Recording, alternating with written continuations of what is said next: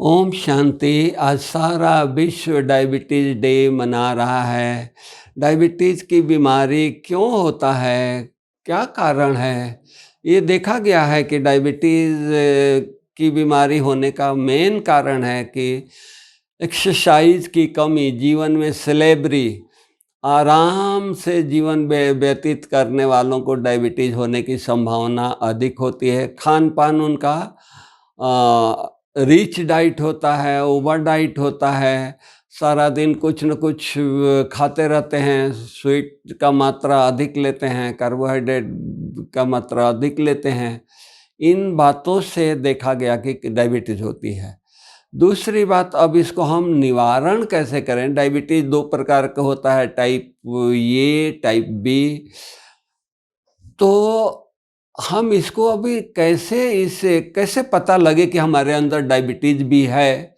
तो पता लगने का एक सोर्सेज ये भी देखा गया है कि उसका हमेशा उसका मुँह सूखता रहेगा, ओबेसिटी जो है वो वेट कम होता जाएगा और वॉशरूम बार-बार जाएगा, और दूसरा उसकी नींद की भी थोड़ी प्रॉब्लम होगी।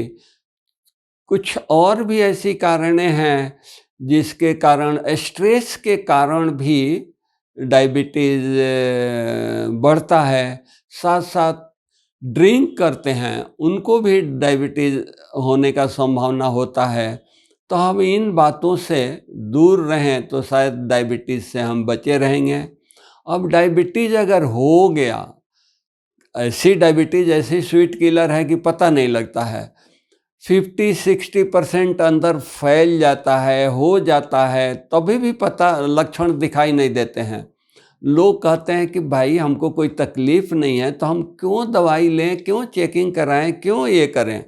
लेकिन नहीं, चेकिंग कराते रहना चाहिए, फैमिली फिजिशियन से मिलना चाहिए, फास्टिंग शुगर करानी चाहिए, पीपी शुगर करानी चाहिए, HbA1c हर 3 महीने का शुगर कराना चाहिए।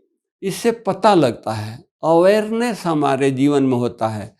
अगर शुगर हो जाता है, पता लग जाता है, तब हम जागते हैं जब हमारे किडनी पर उसका असर हो जाता है, हमारे आँखों पर असर हो जाता है, हमारे रेटिना पर उसका असर दिखाई देता है, दिखना कम हो जाता है।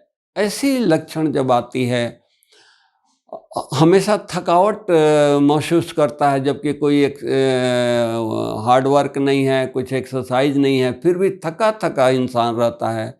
तो हमको समझना चाहिए कि हमारे अंदर कुछ डायबिटीज़ का लक्षण दिखाई दे रहा है या हो रहा है। तो इसलिए अब इसके बचने के लिए एक तो अपने फैमिली फिजिशियन से हमेशा राय लेनी चाहिए। दूसरा, हमको अपने डाइट पर बहुत ध्यान देना चाहिए। हम हमेशा सलाद, फ्रूट्स और अनपॉलिश राइस भी ले सकते हैं, और अधिक से अधिक कठोर चीज़ हम लें। हरी सब्जियां, पत्ते वाली सब्जियां लें, तो उससे डायबिटीज़ कम होता है। ये भी देखा गया है कि करेला का हम यूज करते हैं, कच्चा पका, या करेले का जूस पीते हैं, आंवले का जूस पीते हैं, तो उससे डायबिटीज़ की संभावना कम रहती है, अगर है भी तो कंट्रोल हो जाती है। तो इस तरह से भी ये कर सकते हैं। दूसरा अहम रोल है एक्सरसाइज की। एक्सरसाइज हमको ज़रूर करना है, कम से कम सारे दिन में 50 मिनट एक्सरसाइज डेली करनी है। मॉर्निंग आप वॉक करिए, या कोई भी किसी भी प्रकार के जो आप एक्सरसाइज कर सकते हैं। मतलब कि घर से बाहर 50 मिनट आप रहिए, और एक्सरसाइज जो भी आप अनुकूल, तबीयत के अनुकूल हो, करना चाहिए। लेकिन ये देखा गया कि वॉक सबसे ईजी है, सब कोई कर सकता है, बुजुर्ग भी कर सकता है, जवान भी कर सकता है, छोटा बड़ा हर व्यक्ति कर सकता है, तो वॉक एडवाइजेबल है। दूसरी हम ये देखते हैं कि चिंता से भी एक डायबिटीज़ होती है, तो हमको चिंता से मुक्त रहना है, चिंता नहीं करना है। अब तो कहना बड़ा इजी हो जाता है, चिंता से मुक्त होना है, रहना है, लेकिन चिंता से मुक्त कब रहेंगे? जब हम थोड़ा मेडिटेशन करेंगे, अपने जीवन में खुशी की, आनंद की, कुछ हमारे जीवन में कुछ सोच करेंगे, विचार करेंगे, कुछ ऐसी चीज़ पढ़ें, ऐसी चीज़ अपने बुद्धि में रखें जिससे अंदर से खुशी आए। खुशी जैसी कोई खुराक नहीं होती है।